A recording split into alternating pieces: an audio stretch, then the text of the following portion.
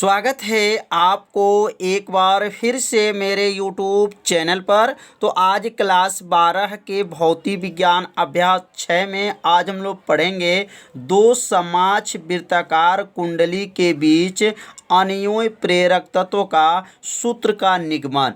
पिछले वीडियो में हम लोग पढ़े थे दो समाक्ष परिनालिका कुंडली था, माने परिनालिका के भीतर जो है अन्योन्य प्रेरण का सूत्र का निगमन पिछले वाले वीडियो में बताया गया था। यदि उस भाग का वीडियो आप नहीं देखे होंगे तो प्लेलिस्ट में वीडियो है, वहां से जा कर के उस भाग का वीडियो आप देख सकते हैं। तो इस भाग में क्या पढ़ेंगे, वृत्ताकार एक कुंडली है और इस कुंडली के भीतर जो है अन्योन्य जो है प्रेरक तत्व का सूत्र का निगमन किया जाएगा। तो यहाँ पर देखिए दो कुंडलियाँ बना है। पहला जो प्राथमिक जो कुंडली है, वृत्ताकार जो प्राथमिक कुंडली है, उसकी त्रिज्या कितनी है, R1 है, और दूसरी की त्रिज्या कितनी है, R2 है। अगर इसमें फेरों की संख्या देखा जाए तो इसमें फेरों की संख्या N1 है, तो इसमें फेरों की संख्या क्या है, N2 है। इसमें बहने वाली धारा क्या है, I1 है, तो इसमें बहने वाली धारा क्या है, I2 है।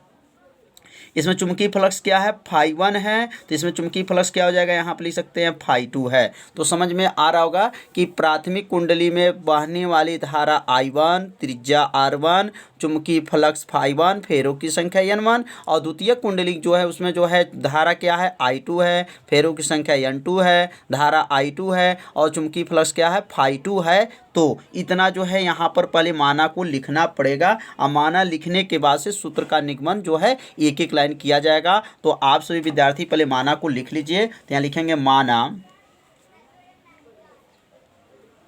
माना दो वृत्ताकार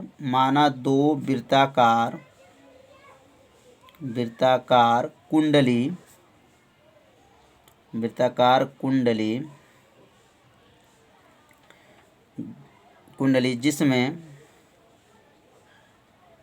जिसमें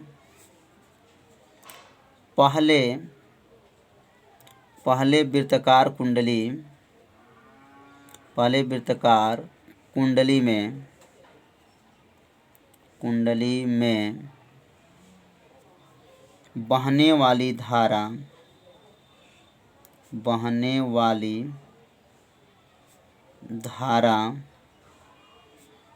I1, फेरों की संख्या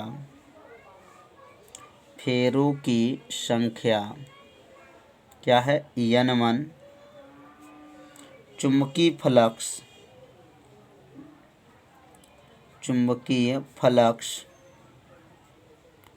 फ्लक्स क्या है, φ1, तथा त्रिज्या क्या है, R1 है। तो पहले वृत्ताकार कुंडली में बहने वाली धारा क्या है, I1, फेरों की संख्या N1, चुंबकीय फ्लक्स φ1 और त्रिज्या क्या है, R1 है। अब यहाँ पर जहाँ पहले वृत्ताकार था, अब क्या लिखेंगे, दूसरे वृत्ताकार कुंडली में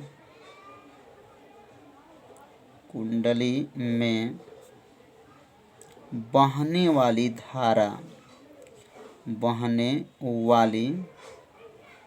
धारा क्या है, I2, फेरों की संख्या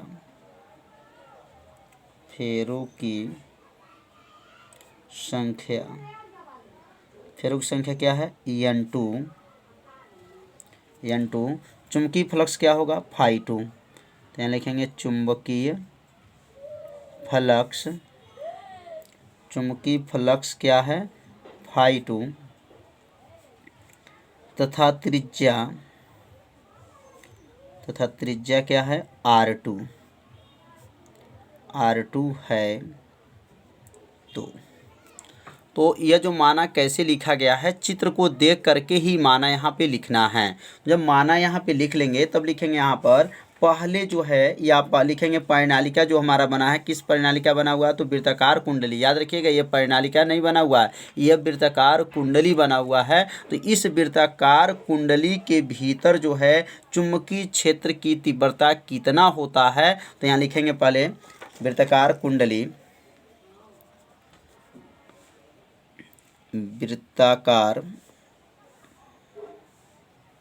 वृत्ताकार कुंडली के बीच चुंबकीय क्षेत्र।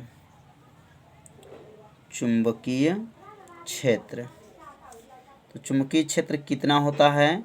तो यह पिछले पाठ में हम लोग पढ़े थे। वृत्ताकार कुंडली के बीच चुंबकीय क्षेत्र क्या सूत्र होता है? B बराबर होता है म्यू 0 होता है N I होता है बटा क्या होता है 2R होता है। यह किस कुंडली के लिए है? तो वृत्ताकार कुंडली के बीच में जो है चुंबकीय क्षेत्र का यह फार्मूला है। और इस फार्मूला का जो है सूत्र का निगमन जो है पिछले वाले पाठ में किया गया है कि यह सूत्र कैसे बना है। अब यहाँ दो कुंडली है तो पहले प्राथमिक कुंडली में जो है चुंबकीय क्षेत्र की गणना करेंगे। तो अब यहाँ लिखेंगे प्राथमिक कुंडली के बीच चुंबकीय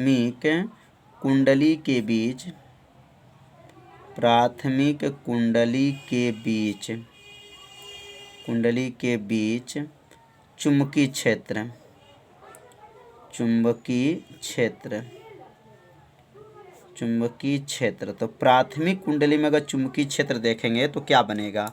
यहाँ पर B है तो क्या बन जाएगा? यह B1 बराबर यह क्या बनेगा? म्यू 0। N है तो क्या बनेगा? N1।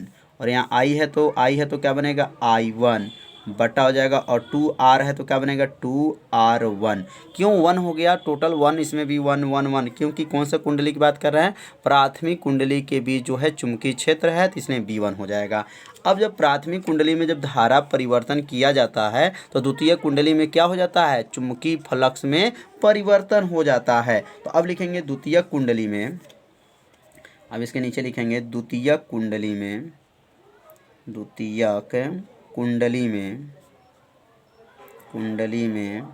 चुंबकीय फ्लक्स, द्वितीय कुंडली में चुंबकीय फ्लक्स। अब द्वितीय कुंडली में जो है चुंबकीय फ्लक्स का सूत्र क्या होता है? तो चुंबकीय फ्लक्स का सूत्र बताया जा चुका है। चुंबकीय फ्लक्स क्या होता है? फाई बराबर होता है, फाई बराबर क्या होता है? BA होता है। फाई बराबर क्या है? BA होता है। लेकिन ये द्वितीय कुंडली है इसलिए क्या बनाएंगे? फाई 2 और ये B1 रहेगा और ये A2 रहेगा। याद रखिएगा जब द्वितीय कुंडली में चुंबकीय फ्लक्स का परिवर्तन होता है तो फाई 2 बराबर B1 A2, मतलब यह चुंबकीय क्षेत्र जो है पहले वाली वृत्ताकार कुंडली का प्रयोग किया जाता है और क्षेत्रफल जो होता है द्वितीय कुंडली का प्रयोग किया जाता है। अब यहाँ पे देखेंगे B1 का मान देखिए ऊपर निकला हुआ है, यहाँ पे B1 का मान को यहाँ पे रख लेंगे। जब B1 का मान रख लेंगे तो क्या बनेगा? यहाँ पर फाई 2 बराबर हो जाएगा, B1 का मान क्या है? म्यू 0 है, N1 है और क्या है? I1 है बटा है 2R1 है। ये किनका मान है? B1 का मान है। और क्षेत्रफल का सूत्र क्या होता है? तो यहाँ सूत्र लिख लेंगे A बराबर होता है पाई R का स्क्वायर होता है।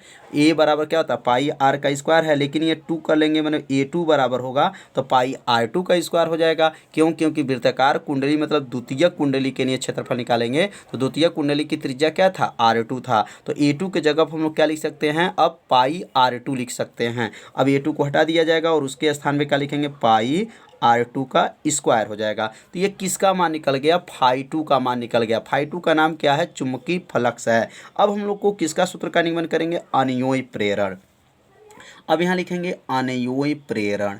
तो अनयोई प्रेरण का सूत्र क्या होता है? तो अनयोई प्रेरण का सूत्र जो है बताया जा चुका है। अनयोई प्रेरण को किससे प्रदर्शित करते हैं? तो यम से प्रदर्शित करते हैं। तो अनयोई प्रेरण यम बराबर होता है N2 होता है और क्या होता है? फाई 2 होता है बट्टा क्या होता है? I1 होता है। ये किनका सूत्र है? तो अनयोई प्रेरण गुणांक का सूत्र है। अब यहाँ पे जो फाई 2 का मान निकला है, यहाँ फाई 2 वाला मान देख रहे हैं ना, पूरा मान फाई 2 का है और ये फाई 2 का मान यहाँ पे क्या करेंगे? रख लेंगे। जब फाई 2 का मान रख लेंगे तो क्या बनेगा? तो यहाँ बन जाएगा अब अगला लाइन यम बराबर होगा अब N2 बटा क्या है? I1 है। N2 बटा I1 हो गया। फाई 2 का मान भर लिया जाए। फाई 2 का मान क्या?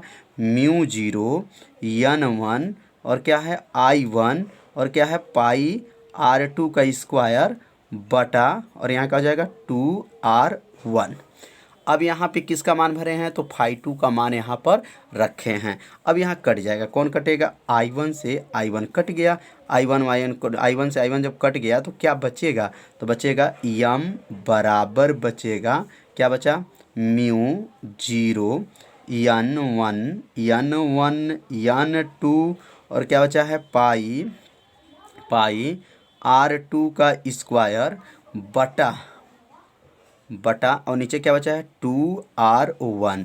तो यह जो सूत्र आ गया, यह किसका सूत्र आ गया, दो समोच्च वृत्ताकार कुंडली के बीच में अनयोई प्रेरण गुणांक का सूत्र आ गया। तो सूत्र का निगमन बहुत ही आसान विधि से बताया गया है, जिससे आपको अच्छे से समझ में आ जाएगा। तो अब यहाँ पे लिख लेंगे यही, या नीचे लिखेंगे यही दो समोच्च, क्या लिखेंगे, समोच्च, यही दो समोच्च वृत्ताकार कुंडली, दो समोच्च वृत्ताकार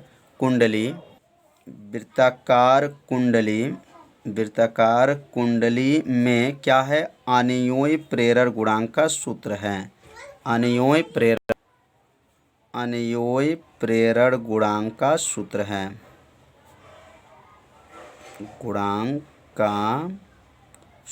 है, तो समझ में आ गया होगा ये सूत्र का निगमन। तो दो समोच्च वृत्ताकार कुंडली के बीच में अनयोई प्रेरण गुणांक का सूत्र क्या होता है, निगमन आप लोग को आसान विधि से बताया गया है। यदि आपको ये समझ में नहीं आया होगा तो वीडियो को एक बार और देखिएगा, जिससे आपको अच्छे से समझ में आ जाएगा। तो आज का पढ़ाई कैसा था, आप सभी विद्यार्थी जरूर कमेंट कीजिएगा, वीडियो को लाइक कर दीजिएगा। चैनल पर यदि आप पहली बार आए होंगे तो चैनल को सब्सक्राइब और घंटी दबाना मत भूलिएगा, क्योंकि यह लाइव क्लास आपके लिए ही चलाया जा रहा है। तो आज का पढ़ाई जो है इतना ही, मिलते हैं अब अगले भाग में। तब तक के लिए सभी विद्यार्थियों को नमस्कार।